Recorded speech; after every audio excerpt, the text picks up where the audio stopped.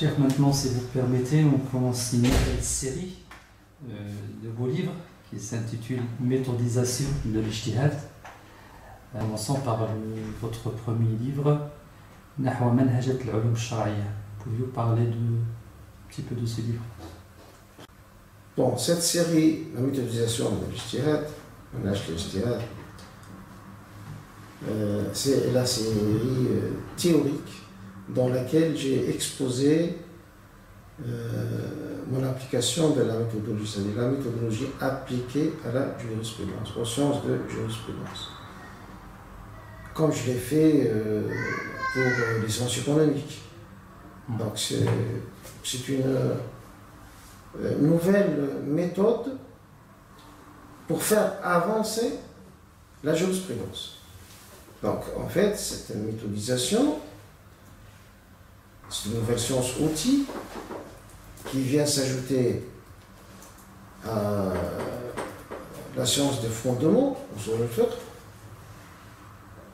et puis à celle des règles de jurisprudence, qawa'id al-fiqh, et puis à celle des objectifs ou des finalités de la législation maqasid al-fiqh, maqasid al-tashri'a. Donc nous avons déjà 3 générations passées de sciences-outils qui ont contribué, chacun dans une étape bien déterminée, dans un cycle d'évolution de jurisprudence, qui ont contribué à l'évolution de la jurisprudence, qui ont caractérisé chacune un cycle d'évolution. Alors maintenant, à l'époque où l'on veut passer d'une renaissance en 2 mots, c'est-à-dire une revivification qui a été déjà faite depuis qu'on a édité le livre de Mus'hab al-Shatibi, Muwafaqat, et depuis que Feu Blanchour a écrit Maqasid al-Sharia, et aussi Ali al-Fassi, que Dieu les agrée tous. Donc, ils ont fait le travail de revivification. Et donc, ils nous ont fait vivre le 5e cycle de jurisprudence, qui a été capable, pour ceux qui voulaient l'entendre, bien sûr, de résoudre le faux dilemme là, entre la modernité et la légitimité. Ça, c'était le 5e cycle. La question qui se pose de nos jours, est-ce que cela est suffisant? Avec la nouvelle révolution technologique, la numérisation et la mondialisation, il y a de nouveaux impératifs, la mondialisation et la numérisation et la révolution génétique,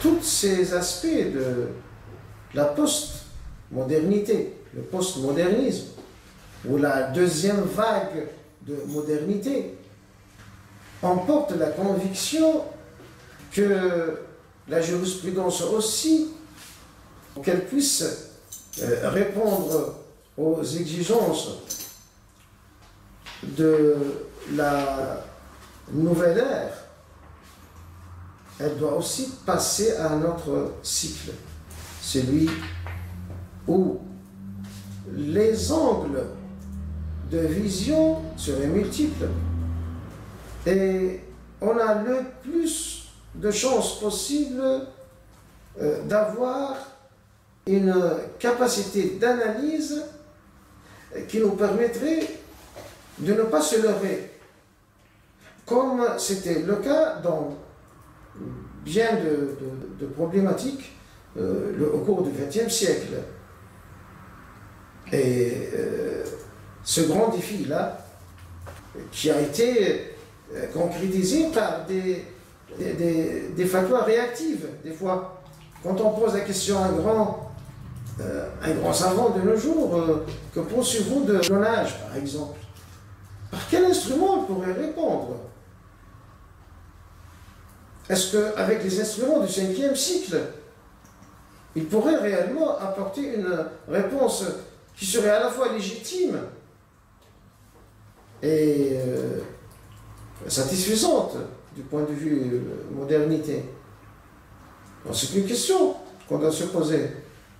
Donc, ce sont les nouveaux impératifs qui exigent un autre pas en avant. Alors, ce nouveau pas, ce n'est pas une personne qui va le faire, c'est toute une génération qui est à venir, qui doit le faire.